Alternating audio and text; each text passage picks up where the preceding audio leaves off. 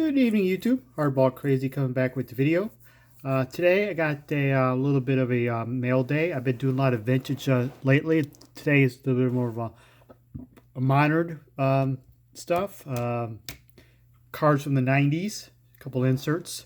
I think I've kind of gone through my collection and started thinking about it. I've got a lot of rookie cards and prospects of guys who last 5-6 years, could be stars, could not be stars, like the Vladimir Guerrero Juniors of the world and Tatises and Cunas, but they're stars and all. And there's other guys that have Castellanos and stuff like that. I have in my collection. It's kind of overabundance of stuff I pulled lately. So I'm thinking I'll mostly concentrate on picking up, not buying much more wax, mostly picking up vintage stuff, pre-war stuff, and some stuff a lot harder to find stuff. Cards that kind of appeal to me from the 90s, 80s, and 90s. Parallels, harder to find stuff. The great players I grew up with. So that's what I'm kind of focused on now. And this is pretty much what I got right now. If you tell by the name of the video, this is about 1996 Select Certified Mirrors. I kind of picked up one, which I did pick up one and kind of finished a kind of a mirror rainbow thing, but not all the same player. I'll show you in a minute. But first, tonight we learned the passing of a baseball great, should be Hall of Famer, Mr. Dick Allen. I'm going to show you some of my Dick Allen cards. I think he would have been, Veterans Committee probably would have inducted him this year, but too bad. He never got a chance to be inducted in the Hall of Fame as a living player. Hope he does at some point in his passing. But here's my 1970 Kellogg's Dick Allen card. I love this first year Kellogg's cards. I think it's my favorite set of Kellogg's. The first year, 1970. Phillies were scheduled in 2020 to get his number retired. First non-Hall of Famer. Phillies history have his number retired. Here's the 1970 Dick Allen with the Cardinals. A little bit of an airbrush thing. And did you know he briefly played with the Dodgers? There's a 1971 Topps Dodger card, Dodger uniform. This is a higher number short print.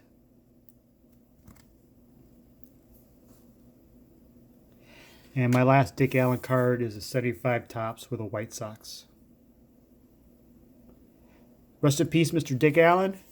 Hopefully you will be enshrined in the Hall of Fame at some point.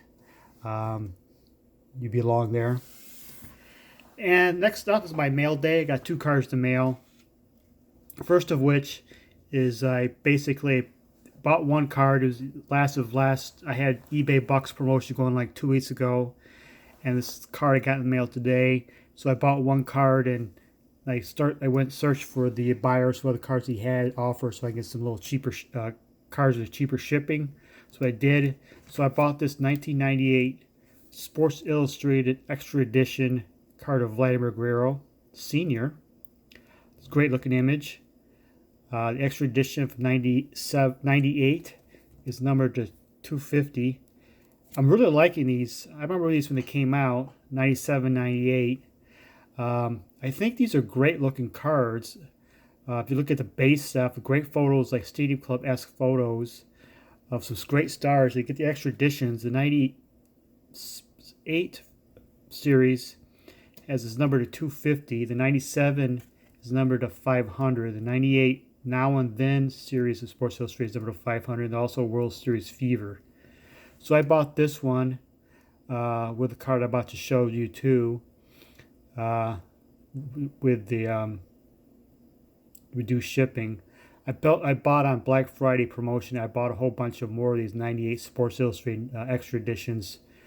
Dirt cheap. I'm picking up the 98s, the 97s, the base stuff, numbered to 250 or 500. It's got great photos, great images. Just great looking cards. Numbered cards of great for $2, $3, $4. I think they're nice cards to have in your collection. Just good looking cards, I'd say. So today, the main focus of the video is the 96 Select Certified Mirrors. I kind of completed sort of a run. I bought a few years ago a certified mirror blue of Ray Ordonez, one of my favorite players the back of the day. I love watching those slick fielding shortstops. I enjoy Butch Nush and the big power hitter guys that can strike out a ton, and I enjoy these guys more, even though they aren't the best hitters. The Ray Ordonez's, the Omar Vizquel's, the Jose Iglesias's, the Andrelton Simmons, just magicians in the field. I just love watching them play. Just love it.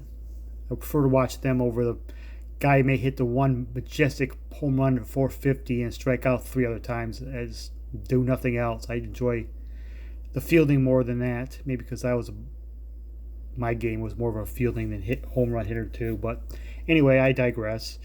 The Ray Ordonez certified blues, the 96 certified is numbered. There's only 90 of these printed.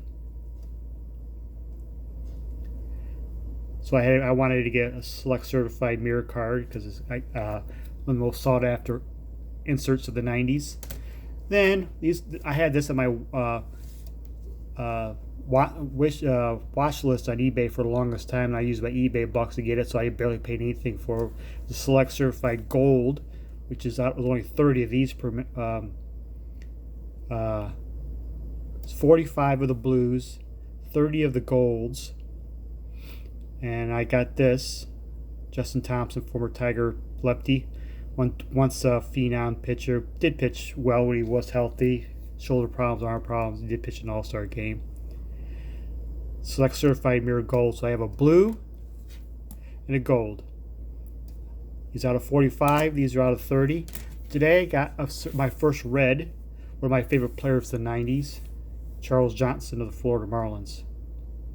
These are printed. These are out of 90. So I have a select certified mirror of each of the 3 colors. The 3 guys I liked back in the day. If I get a Hall of Famer or all-time great, it's like uber expensive. So I just picked up 3 players I liked. They're near common price. Charles Johnson was my favorite player of the 90s. Each one says a mirror or whatever. I don't love the little thing in the back. There's a recent article in the Wall Street Journal about the lack of black managers in baseball, and they did a different point than I didn't think about. Is that talk about black? There's only 2 really with Dusty Baker and Dave Roberts. Dave Roberts is actually biracial. I think one of his parents is Japanese, and that part, with that and like a third of the major league managers are former catchers. And part of the reason why there's not many black managers because there's not many black catchers on the league. And Charles Johnson, it said the article, was the last regular African American catcher in big league history. There was a couple coffees. Russell Martin, he's from Canada, but African American catchers, Charles Johnson was the regular. Lenny Webster was a part of the league before him, but there hasn't been a catcher. That's maybe one of the reasons why there hasn't been many black managers in baseball right now, because there's not many black catchers. And sadly so, and take it for what it's worth, call it racism, call it stereotypes, call it what you will, but with only 8% of major leaguers, black African American major leaguers, there's so few to begin with, and when a player of African American descent start like a kid start playing baseball, he is basically typecast as an athlete, so he never becomes a catcher. He's like the shortstop, the center fielder, or whatever. Does it in more athletic positions, unless he's maybe a first baseman or maybe a pitcher, but he's never the catcher, and that's one reason you don't see many black catchers out anymore. It's an interesting point. Never thought about that way, and it's sad to say that Charles Johnson is the last African American regular catcher in there. I guess there's a couple guys in the minor leagues right now, but hopefully they'll make to the majors. But it's an interesting tidbit I thought I'll share. If you want to look up the article, I think it was a Wall Street Journal article. Google it, you'll probably find it somewhere in the interwebs. But that's my mail day. Mr. Charles Johnson Select Certified Mirror Red and a Vlad Guerrero Extra Edition Sports Illustrated. with a little cameo of Cal Ripken Jr. in the background. Looks like a spring training game. Vlad Cedar tagging from third base.